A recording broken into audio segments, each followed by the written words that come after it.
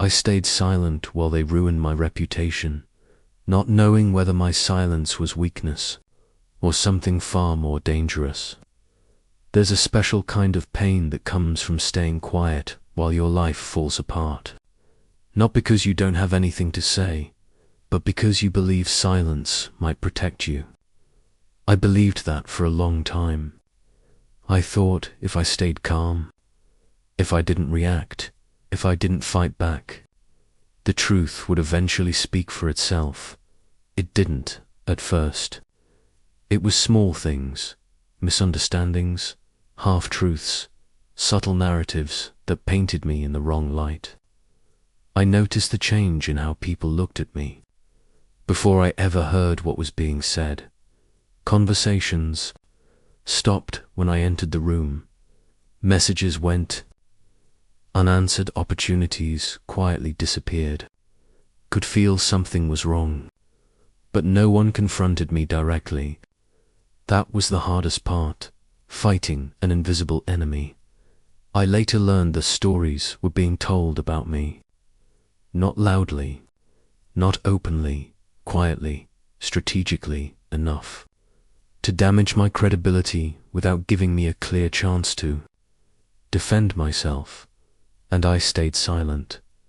Not because I agreed, not because I was guilty, but because I believed responding would make things worse. I told myself, if I explain, it'll look defensive. If I react, I'll seem emotional. If I stay calm, people will see the truth. That belief costs me more than I expected. Day by day, my reputation eroded. People who once trusted me began to doubt me. Projects I worked hard for were taken away. My name started carrying a tone, one I never chose. What hurt most wasn't the damage itself, it was watching it happen. Quietly, I replayed conversations in my head. I drafted explanations I never sent. I imagined standing up for myself, then convinced myself to stay silent again. I thought silence was maturity. I thought it was strength. But silence can look a lot like guilt to people who don't know the full story. And slowly, that silence started turning inward. I questioned myself. I doubted my worth. I wondered if maybe I deserved it. That's what prolonged silence does. It blurs reality. People responsible never openly attacked me. They didn't need to. They let assumptions do the work. They let my quietness fill the gaps with suspicion, and I allowed it, because I was afraid of conflict. Afraid of escalation, afraid of being misunderstood even more. I convinced myself that peace was worth the damage, that protecting my image meant avoiding confrontation, that time would fix everything. But time doesn't heal what is actively being destroyed. There came a moment, a small, painful moment, when I realized how much I had lost. Someone I respected questioned my integrity. Someone I helped distanced themselves. Someone else took credit for my work without resistance, and I said nothing that night. I couldn't sleep, not because of anger, but because of regret. I realized something terrifying. My silence was being used against me. The same calm I thought would save me was being interpreted as acceptance. The dignity I believed I was maintaining looked like submission, and the people benefiting from my silence had no reason to stop. That's when the real question hit me. Was my silence a mistake? Or was it power I didn't yet understand? Because silence can mean two very different things. Sometimes it's fear, sometimes it's strategy, and I hadn't yet decided which one mine was. I began to observe instead of react, to listen carefully, to understand who was spreading what and why.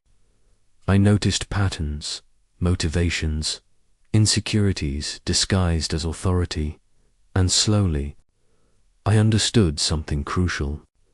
The people ruining me weren't strong, they were threatened by my consistency, my credibility, my potential. They couldn't beat me openly, so they tried to erase me quietly. That realization changed how I saw everything. My silence stopped being accidental. It became intentional, not because I was weak, but because I was preparing. I stopped defending myself emotionally, stopped chasing validation. I started documenting facts. I started rebuilding my foundation while they talked. I worked while they speculated.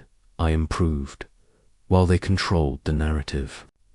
I focused on reality, and for the first time since it began, I felt something shift inside me. Control. I didn't know yet how things would end. I didn't know if speaking up would be necessary, or if silence would eventually expose the truth on its own. But I knew one thing for sure. I would never again stay silent out of fear. If I stayed silent from this point forward, it would be by choice, and choice is power.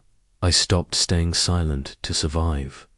I stayed silent to observe, prepare, and take my power back. Once I understood that my silence was being misinterpreted, I had a choice to make. I could either speak impulsively and risk losing whatever credibility I had left, or I could slow down and see the situation for what it truly was. For the first time, I chose clarity over emotion. I started paying attention to patterns. Who benefited when my name was questioned? Who repeated the same narratives? Who suddenly stepped into opportunities I had once earned? The answers weren't hidden, they were just uncomfortable. It became clear that this wasn't random misunderstanding, it was positioning. People weren't reacting to facts, they were reacting to stories. And stories, when left unchallenged, become accepted truth. I realized that responding emotionally would only feed those stories, so I didn't. Instead, I documented everything. Emails, messages, decisions, timelines, not to attack anyone, but to protect myself. For the first time, my silence had structure. It wasn't avoidance. It was preparation. I also worked on something even more important, myself. I sharpened my skills. I became more disciplined. I removed distractions that kept me reactive. While others speculated, I focused on consistency. I showed up prepared. I delivered results. I let my work speak where my voice had been ignored. And something interesting happened. People started noticing the gap between the stories and the reality. Small questions emerged. Contradictions surfaced. Doubts shifted direction. Didn't point it out. I didn't need to, because when lies depend on noise, silence becomes uncomfortable for the people telling them. Still, the damage wasn't fully undone. There were moments when I felt the urge to finally speak, to defend myself loudly, to clear my name publicly. But I resisted, not because I was scared, because I was strategic. I understood now that timing matters. Truth is powerful, but only when delivered at the right moment, in the right way.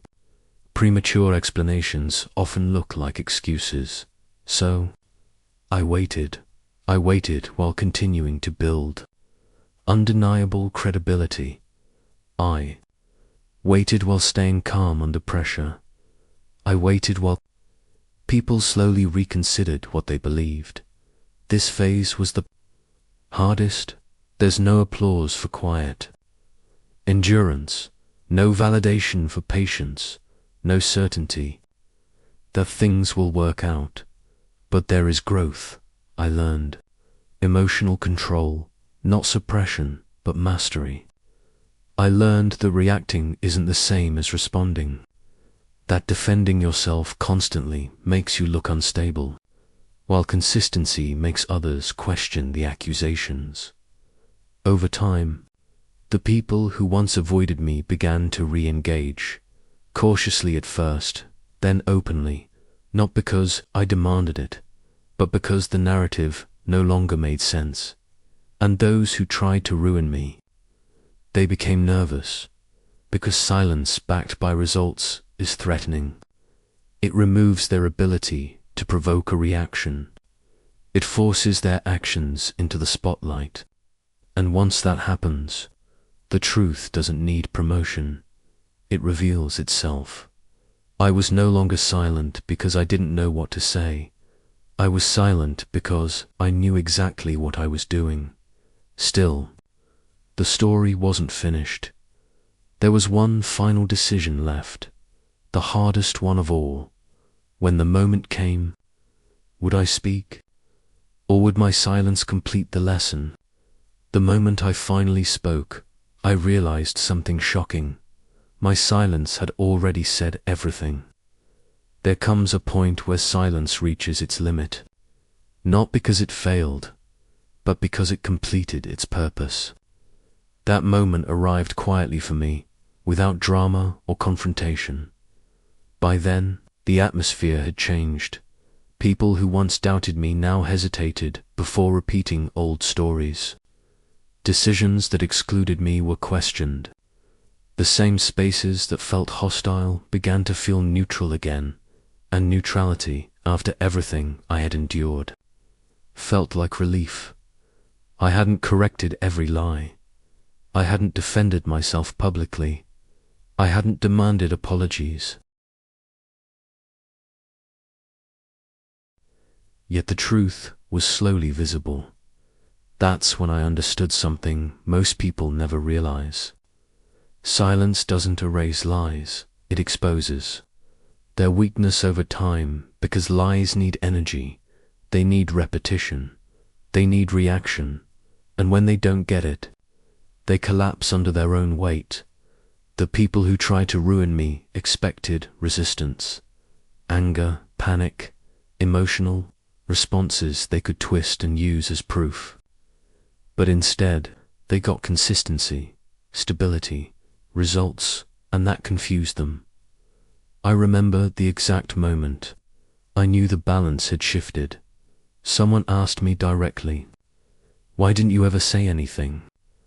The question wasn't accusatory, it was curious, and that's when I finally spoke, not to defend myself, but to clarify. I spoke calmly, factually, without emotion. I explained that I stayed silent because reacting without power only feeds chaos.